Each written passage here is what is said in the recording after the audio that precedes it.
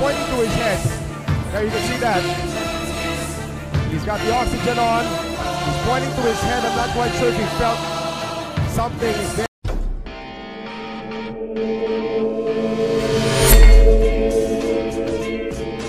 Suganov backwards, nakabawi na ba? 3-punch combination, all power shots. April 30, 2024. Nang dumayo dito sa ating bansa ang Hapon na si Kai Ishizawa para harapin ang ating pambato na tubong buhol na si Reggie Suganov.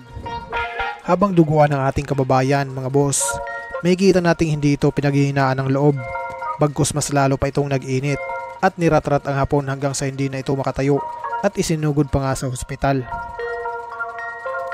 Paglalabanan nila dito mga bossing ang WBO Global Light Flyweight title na nasungkit naman ng Pinoy mula noong nagharap sila sa Venezuelan boxer na si Ronald Chacon.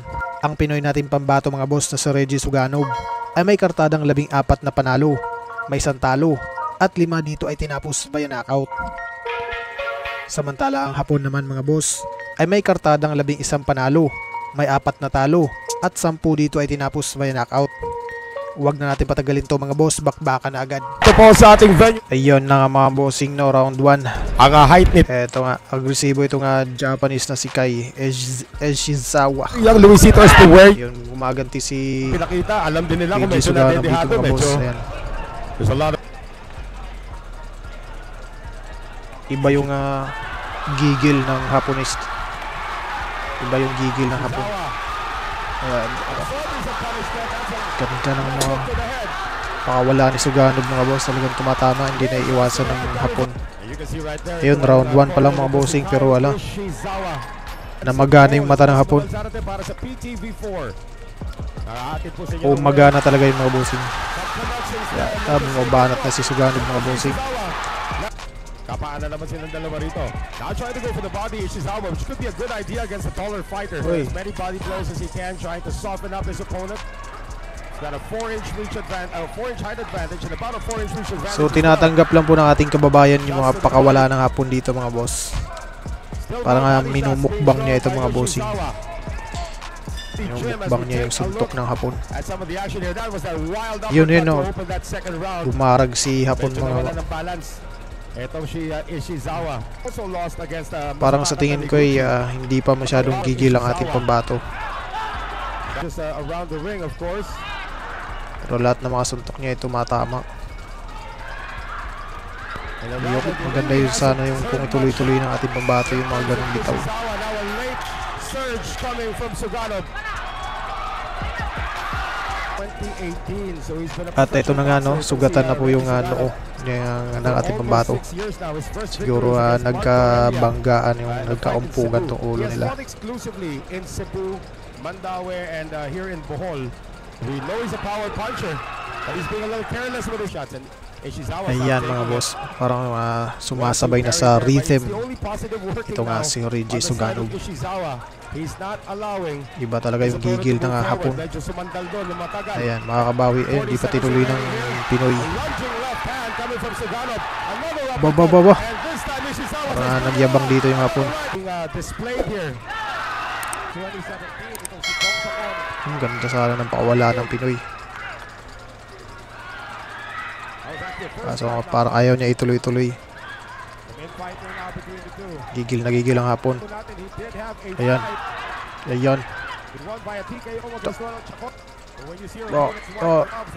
So laging napapansin ko parang laging sumasandal sa loob ditong si Suganov mga boss at tinatanggap niya yung kamao ng Hapon.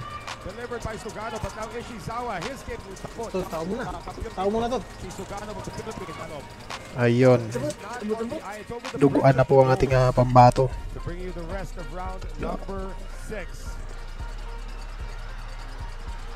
Nirot-rot na ng Pinoy mga busing. Bumawi ang Hapon, bumawi. Ayan yung makap ang Pinoy.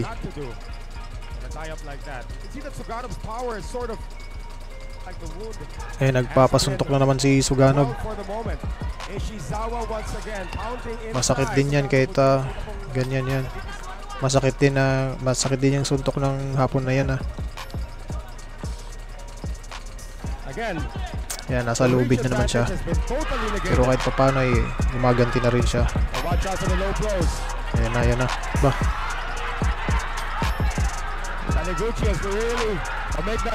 Nasaktan na hapon. Sama ng ano. Uppercut. Ayan, round 8 na po mga boss. Yun. Gusto mo. Ayan. Suganov ahead but only by 1 round. Gumaganti na. Kanina minumukbang ni Suganov yung mga suntok. Ayun na, medyo gumaganti na siya. Nasaktan yung hapon. O yun! Ayun ang sinasabi ko talaga naman. Parang nakatagay ng isang tanduay mga bossing.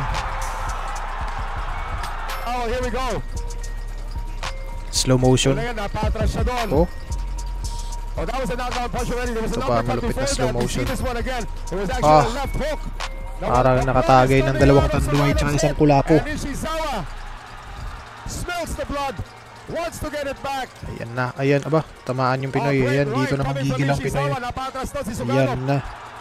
Dito na magigil ang Pinoy kasi bumagsak na kasi mga boss. Ayan na, nanggigil na ang Pinoy. Parang pain lang ni Suganov yung sasandal siya sa lubid. Dito na magigil talaga ang Pinoy. Abangan natin. Ayan na. Ay,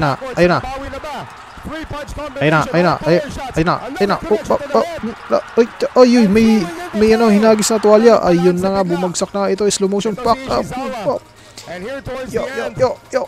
Ayun na. Ayun, may tuwalya. May towel. Ayun na nga, bumagsak. Umaway na yung referee mga bossing. Pero iba yung tingnan mo yung dugo sa mukha ni umaagos, dumadaloy na yung dugo sa mukha niya. Ayan, di na makabangon yung hapon. Tinuro ng referee yung tinuro. And despite the head wound, Reggie Suganov of Taoist Bohol. Eto si Suganov. Ayan na, sinakay na nila sa mga bossing. Sugod na nila yan sa ospital. Grabe, wala talagang Something there sa kanyang ulo nung grabe, lakas ng Pinoy. Kung kanina pa ginawa ng Pinoy yun kaya na pa natapos yung laban na yan. Lakas talaga ni Suganov. Pero kung hindi bumagsak yun mga bossing, baka matalo si Suganov via decision doon mga boss. Alright, hanggang dito lang muna ang ating video mga boss. Mabuhay, ingat po and God bless. Pero bago po nga pala ituloy ang video na to, ipapakilala ko muna sa inyo ang 1xBet.